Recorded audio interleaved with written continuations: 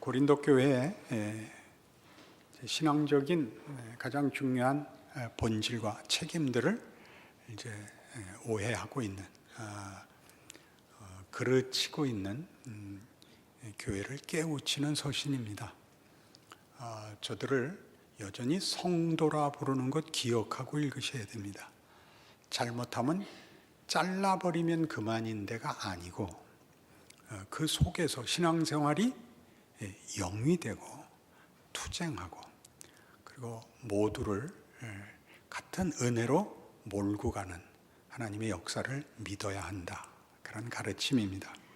그러나 다 같이 갈지언정 각각의 역할, 잘못 아는, 그래서 오해를, 왜곡을 혹은 그릇된 일을 유발하는 자와 그들의 맞서 교회를 지켜야 하는 책임을 맡은 자들, 양쪽을 권면해야 되는 일이지요.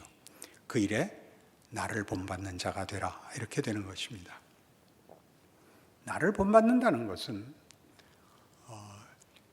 믿음의 어른, 믿음이 좋고 믿음이 크고 하는 일들은 가장 중요하게 나이로 분명하게 드러나야 됩니다. 오래 믿으셨고 오래 사셨으면 어른 노릇을 해서 나를 본받으라고 얘기를 해야 됩니다. 그 나를 본받으라는 것은 말 그대로 삶의 경험과 삶의 많은 시간 속에서, 그래서 많은 경험 속에서, 도전 속에서 많은 경우를 어떻게 반응해야 되고 어떻게 책임져야 하는지로 하나님의 말씀을 증언해야 합니다. 그러니까 너무나 자주 우리는 실생활과 떨어진 명분과 옳고 그른 이야기와 이상과 기대와 많이 아는 것들로 자신들의 책임을 면하려고 합니다. 그럴 때는 할 수 없이 상대방을 잡는 것 외에는 자기 증명의 방법이 없습니다. 여러분들이 각자의 인생을, 각자의 삶을 구체적으로 신앙을 가지고 살아왔으면 여러분들이 어떤 한 사람의 실패나 모자람과 혹은 오해에 대하여 하루아침에 그를 무너뜨리거나 꺾어버리거나 외면할 수 없다는 걸 보게 됩니다. 우리 신앙 인생에서 제일 많이 배우는 것은 내가 그때 잘 모르고 잘못 결정했으나 하나님이 그것으로 나에게 은혜를 담으셨다. 그런 고백이 마땅합니다. 그 분별이 여러분들로 하여금 너는 왜 못해? 너는 왜 못났어?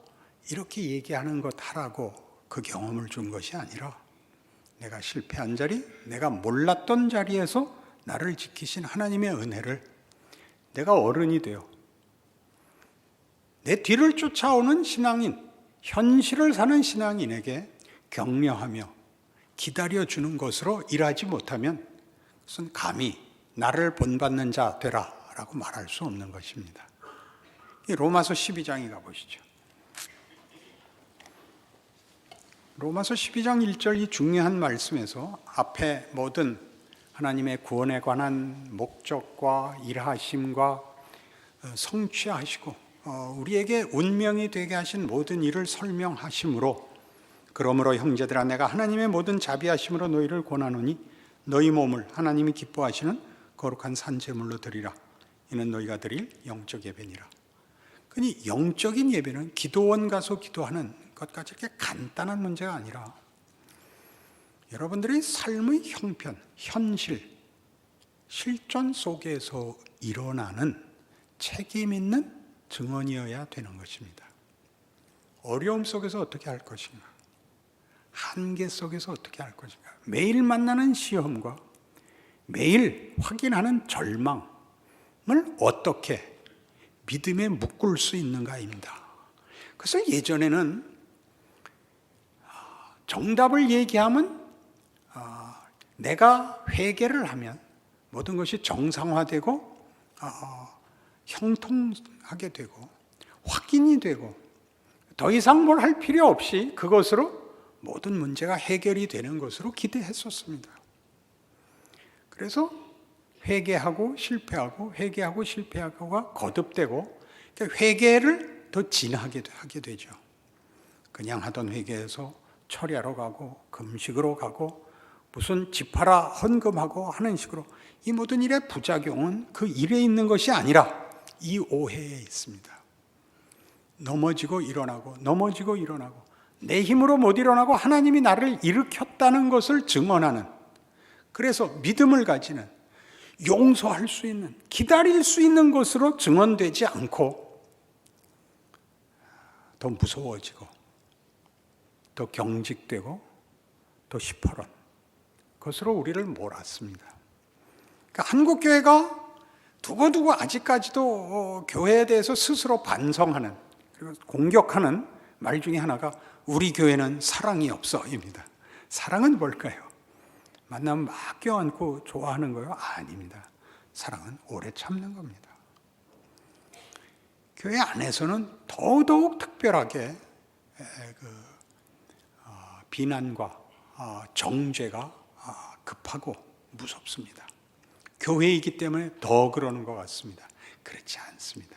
기다려줄 수 있어야 됩니다. 기다려주는 자가 어른입니다. 그것이 바울이 말하는 너희는 나를 본받는 자가 되라의 가장 중요한 핵심적인 내용입니다. 교회 안에서 넘어갈 수 없고, 교회 안에서 용서할 수 없고, 교회 안에서 믿음을 가질 수 없다면 세상은 어디에서도 답을 제시받지 못하게 됩니다. 그것이 교회의 가치입니다. 교회는 많이 공격받고 있습니다. 그 공격을 우리가 멋지게 받아야 됩니다. 그걸 쉽게 답하려고 그러지 마십시오. 욕 안 먹는 것이 답이 아니라 그 욕을 어떻게 먹느냐 합니다. 초대교회는 순교를 당했죠. 순교는 보복하지 않은 것입니다. 타협하지 않은 것입니다. 죽어 나갔죠. 예수님의 십자가 사건을 보십시오. 예수님은 여기까지 갔다 이렇게 도덕성을 가지고 윤리성을 가지고 극화하려고 그러지 마시고, 하나님이 예수 안에서 보이신 하나님의 오래 참으심, 이 어떤 것인가 보십시오. 아버지여 저들을 사하소서, 저들이 자기가 하는 일을 알지 못합니다. 저들을 죄인으로 몰지 마십시오. 저들을 위하여 내가 죽습니다. 이게 바울이 말하는 나를 본받는 자 되라, 너희는 그리스도를 본받는 자 되라 라는 성경의 권면들입니다. 기독교 신앙은 놀라운 것이지요. 함부로 무슨 수학하듯이, 무슨 암기하듯이, 무슨 명분을 외치듯이 이렇게 간단한 것이 아니라 인간성의 깊이 신성이 들어오는 것입니다. 우리가 할 수 없는 것 뭐죠? 용서. 우리가 할 수 없는 것 기다림. 이걸 해내는 것입니다.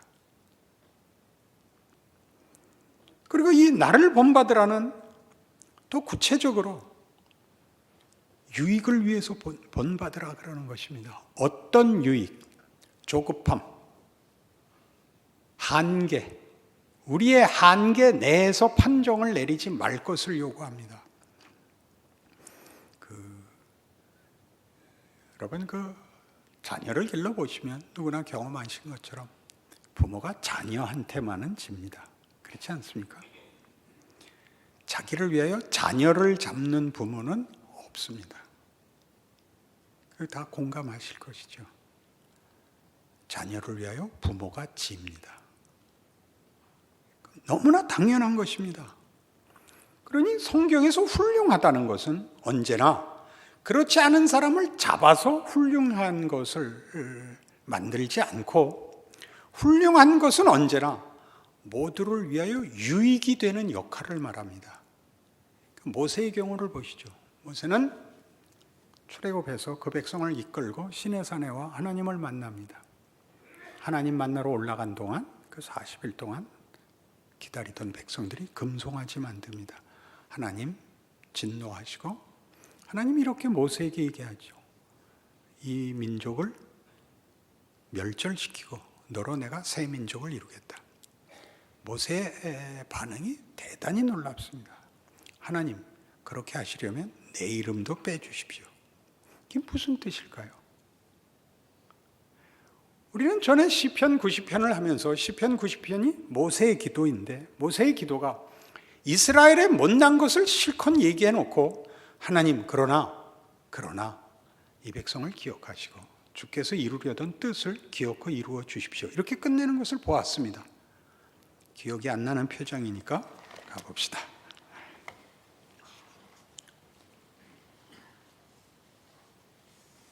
시편 90편 9절 보시면 우리의 모든 날이 주의 분노 중에 지나가며 우리의 평생이 순식간에 다하였나이다.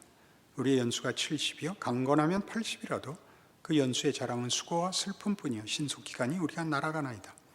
누가 주의 노여움의 능력을 알며 누가 주의 진노의 두려움을 알리까. 이 탄식은 그가 40년 동안 광야 생활을 하면서 이스라엘 백성의 지도자로서 겪은 인생의 못난 것, 그 절망, 좌절에 대한 솔직한 심경이었을 것입니다. 우리에게 우리날 계수함을 가르치사 지혜로운 마음을 얻게 하소서. 여호와여 돌아오소서. 언제까지니까 주의 종들을 불쌍히 여기소서. 아침에 주의 인자하심이 우리를 만족하게 하사 우리를 일생 동안 즐겁고 기쁘게 하소서. 우리를 괴롭게 하신 날수대로와 우리가 화를 당한 연수대로 우리를 기쁘게 하소서. 주께서 행하신 일을 주의 종들에게 나타내시며 주의 영광을 그들의 자손에게 나타내소서. 주 우리 하나님의 은총을 우리에게 내리게 하사 우리의 손이 행한 일을 우리에게 견고하게 하소서. 우리의 손이 행한 일을 견고하게 하소서. 끝은 앞하고 전혀 맞지 않습니다. 하나님 이 백성을 복 주시고 이 백성으로 하여금 그 행하는 일들이 영원한 일이 되도록 그 손길, 그 발길을 지켜주옵소서. 이렇게 끝이 납니다. 모세의 기도의 가치는 무엇일까요? 그는 자신의 독특함을 혹은 특별함을 백성들과 구별하여 쟤네들은 다 잘못했지만 나는 아닙니다. 이렇게 증명하고 있지 않습니다. 그는 그가 이스라엘 백성을 위하여 보내진 사람인 것을 기억하고 있습니다. 모세가 유능하고 잘났으면 잘났을수록 그것은 전부 이스라엘을 위한 것임을 알게 된 것입니다. 알아들으셨을까요? 그의 모든 독특한 것들, 기가 막힌 칭찬받을 모든 일은 다 모세를 위한 것이 아니라 이스라엘을 위한 것입니다. 하나님이 그리하시듯 하나님이 창조주시고 그가 지은 백성들에게 배반을 당한 분이시며 마땅히 심판을 하셔야 할 분이 공의와 거룩으로 그 본질을 삼으시는 하나님이 그 백성을 참으신 것 같이 그 백성들을 위하여 구원의 역사를 일으키시는 것 같이 그가 세운 모든 종들은 이 하나님의 뜻을 구체적으로 실현하도록 하나님의 손길로 부름을 받고 있는 것입니다. 모든 목적은 전부 이 백성을 향하고 있습니다. 이 바울이 하고 싶은 얘기는 뭘까요? 고린도 교회에서 큰 소리 치는 이들이여 생각해보라. 당신들의 자랑은 무엇으로부터 시작되며 무엇을 위하는 것인가? 다른 사람들과 구별하여 자신을 증명하기 위하여 증명하고 그러기 위하여 상대를 비난하는 것은 하나님이 일하시는 방법과 교회를 세운 목적과 예수가 죽은 일과 무관하다. 나를 보라. 그게 가장 중요한 부분이죠. 그럼 여러분 모두 여러분이 유능하고 특별하다고 느끼시면 여러분 모두가 유익하셔야 됩니다. 그러니까 흠을 잡고 시비를 걸어 갖고는 유익이 없습니다. 여러분이 얼마나 덥고 더 많은 짐을 나눔으로써 교회의 가치를 그리스도의 십자가의 가치를 증명해내는가가 그게 모두의 관건입니다. 우리는 이상하게 돼서는 한국교회 전반적인 분위기가 이런 윤리적 완벽으로 경도되어 시비를 걸고 정죄하는 것이 큰 자랑이 되었습니다. 왜냐고요? 적극적인 신앙생활을 할 줄을 몰라서 부정적으로 확인을 하게 됐습니다. 죄 안 짓는 것, 틀리지 않은 것, 사심이 없는 것, 부정이 없는 것이 전부이지. 그러면 긍정적으로는 어떻게 할 것인가? 에서는 답을 못 내리고 있습니다. 긍정적인 건 뭐가 있냐고요? 기다리는 것입니다. 하나님이 일하시고 기적을 베푸실 것을 믿는 것입니다. 은혜를 구하는 것입니다. 함께 가겠다고 그러는 것입니다. 쟤는 틀렸고 나는 옳았습니다로 나누지 않고 같이 가겠다고 모세같이 구는 겁니다. 바울에게서도 동일하게 나옵니다. 바울은 어디서 그딴 소리를 했을까요? 로마서 9장이었는지 10장이었는지 기억이 왔다 갔다 합니다. 9장입니다. 로마서 9장 1절. 내가 그리스도 안에서 참말을 하고 거짓말을 아니하노라. 나에게 큰 근심이 있는 것과 마음에 그치지 않는 고통이 있는 것을 내 양심이 성령 안에서 나와 더불어 증언하나니 나의 형제 곧 골육의 친척을 위하여 내 자신이 저주를 받아 그리스도에게서 끊어질지라도 원하는 바로다. 굉장하지 않습니까? 그리스도에게서 끊어질지라도 원하는 바로다. 이런 의리, 이거는 그리스도와 끊어져도 좋다는 걸로 이렇게. 그럼 예수보다 넌 네 골육이 우선하냐? 이렇게 물어보는 거는 바보들입니다. 그게 하나님이 그의 자녀들에게 하신 방법이고 진심이고 예수 안에서 보인 증거다를 내가 알고 있습니다입니다. 제가 예수 믿고 살면서 우리 동료들, 목회자들과 만나서 이제 신앙적인 교제를 나누면 이 옳고 그른 게 최우선순위라서 의리는 두 번째입니다. 그래서 만날 때마다 그때 사안마다 공감을 하면 친구고 반대를 하면 적이 됩니다. 이게 믿을 수가 있나요? 이게 뭐 대통령 뽑는 선거도 아니고 그때마다 이렇게 마음이 왔다 갔다 하면 안 돼서 내가 누구에게 김 목사 나랑 지옥까지 같이 가는 거야. 지옥은 못 갑니다. 그니 여기까지 못 온 거죠. 알아들으세요? 로마서 9장에 죽었다 깨도 못 오는 거죠. 내 골육 친척을 위하여는 저주를 받아 그리스도에게서 끊어질지라도 원하는 바로다. 모세가 내 이름도 빼주십시오. 그렇게 빼서 예수가 죽습니다. 하나님의 아들이 죽습니다. 죽어버린다고요. 그걸로 하나님이 죽음까지도 붙들 수 있게 됐다는 것을 우리가 보는 것입니다. 죽음까지, 죽음이란 하나님 외면하고 하나님 밖으로 쫓겨나는 자리까지 예수로 묶었다.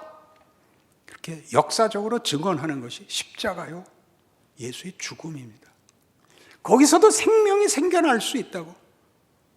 그게 기독교요, 그게 교회입니다.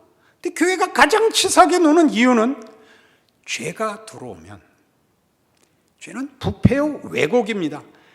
가장 영광된 것이 썩으면 더 냄새가 고약한 것 같이, 교회가 부패를 가지면 도덕적인 부패로 나오는 것이 문제가 아니라 이 가장 중요한 본질, 예수, 십자가, 구원, 용서, 은혜, 기적, 부활이 썩어나갑니다. 말들은 도덕 외에 할 줄을 모르고 기독교의 진실한 본질들, 가장 중요한 내용들, 하나님이 누구시며 우리가 누구이며 하나님이 우리에게 무엇을 요구하시고 무엇을 주셨는가라는 근본이 녹아나고 싸움은 도덕만 남습니다. 도덕으로 싸우는 것은 그런 이입이 진 겁니다. 그건 언급할 가치도 없는 것입니다. 도덕적으로 틀린 건 말할 필요도 없는 것입니다. 요새는 잠잠해졌지만 한국교회에 제일 공격을 받은 게 세습이었습니다. 그래서 어느 큰 교단에서도 세습을 반대하는, 하지 못하게 하는 법이 총회에서 가결되곤 했죠.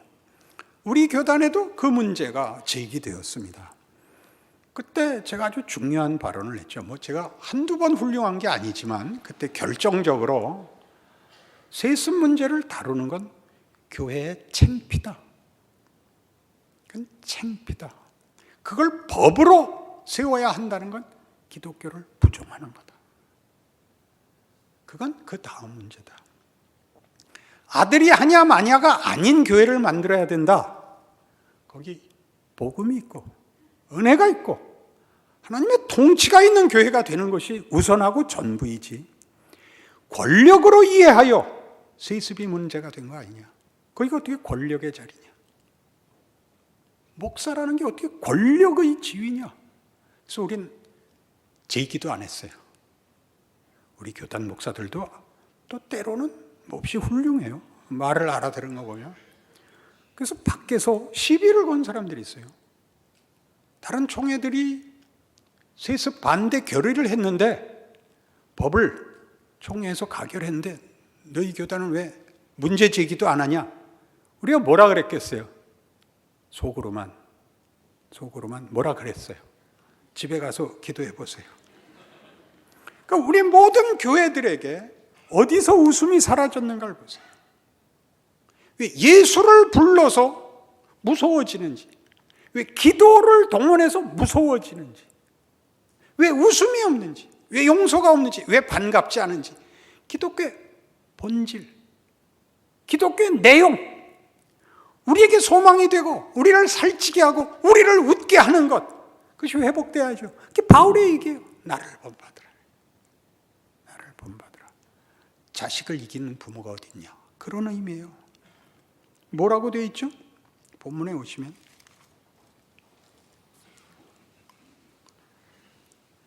오늘 본문 4장 15절, 그리스도 안에서 1만 스승이 있을 때 아버지는 많지 아니하니 그리스도 예수 안에서 내가 복음으로써 너희를 낳았다. 부모의 마음이라는 겁니다. 권세와 권력이 아니고 우월감을 주장하지 않습니다. 어느 부모가 자식에게 너 나 대신 죽어라, 넌 평생 내 쫄따구다, 그렇게 말을 하겠습니까? 어느 부모가. 그러니 잘 생각하십시오. 언제나 부모가 자식에게 져야 되는 것이 기독교 신앙입니다. 그리고 믿음이고 자신입니다. 그런 것을 통해서 하나님 일하십니다. 무엇을 겁을 내십니까? 인생의 말년, 나이 들어서 외롭고 무력하고 외면당한다고요? 예수님이야말로 철저히 그렇게 당하셨죠. 바울도 철저히 그렇게 당합니다. 고린도 전후서는 나중에 우리가 살펴보겠지만 고린도 교회가 제기하는 사도 바울의 사도직에 대한 도전 때문에 쓰는 것입니다. 당신이 만일 하나님의 종이 맞다면 왜 그 모양 그 꼴인가? 왜 하나님이 천상적인 능력으로 보호하고 확인시켜주지 않고 그런가? 입니다. 이사야 53장에 등장하는 메시아에 대한 증언, 그가 마침내 올 것이다. 그러나 그는 사람들이 볼 때 메시아 같지 않을 것이다. 그런 자라나기를 연한 순 같고 마른 줄기에서 나온 줄기 같아서 고운 모양도 없고 풍채도 없은즉 사람들의 보기에 흠모할 만한 것이 없도다. 그는 멸시를 당하여 고난을 받을 것이다. 그렇죠.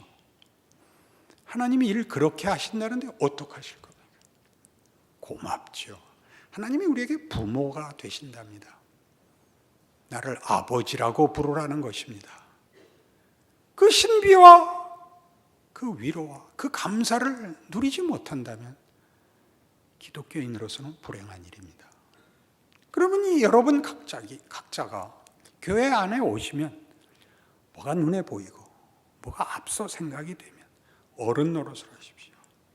모두가 하나님의 무한하신 은혜와 능력 안에서 모두에게 복이 차고 넘치게 하도록 여러분이 누구에겐가 덕을 보고 누구의 희생과 기다림 속에서 여기 온 것 같이 여러분이 여러분의 후손에게 일을 하시고 여러분 이웃에게 이 역할을 하셔야 되는 것, 기독교 신자의 마땅한 자랑입니다. 권리입니다. 이 기쁨을 누구에게도 빼앗기지 마십시오. 그래서 우리는 로마서 15장에 나오는 이 말씀을 기억할 필요가 있습니다. 지금 나눈 이 얘기가 로마서 15장에서는 이렇게 등장합니다. 아주 구체적으로 1절. 믿음이 강한 우리는 마땅히 믿음이 약한 자의 약점을 담당하고 자기를 기쁘게 하지 아니할 것이라. 우리 각 사람이 이웃을 기쁘게 하되 선을 이루고 덕을 세우도록 할지니라. 그리스도께서도 자기를 기쁘게 하지 아니하셨나니 기록된 바 주를 비방하는 자들의 비방이 내게 미쳤나이다 함과 같으니라. 그리스도께서 자신을 비난하는 자들을 보복하시거나 정죄해서 자신이 억울하지 않은 그런 선택을 안 하시고 비난을 감수하셨답니다. 기가 막히죠. 비난을 감수하셔서 우리를 참으십니다. 기다리십니다. 심판하지 않습니다. 자신이 지고 시간을 끕니다. 우리가 알아보고 알아듣고 깨우쳐 그 발 앞에 무릎 꿇어 감사와 경탄을 올려드릴 때까지, 그렇게 될 때까지 예수께서 기다리십니다. 참으십니다. 이게 기독교 신앙입니다.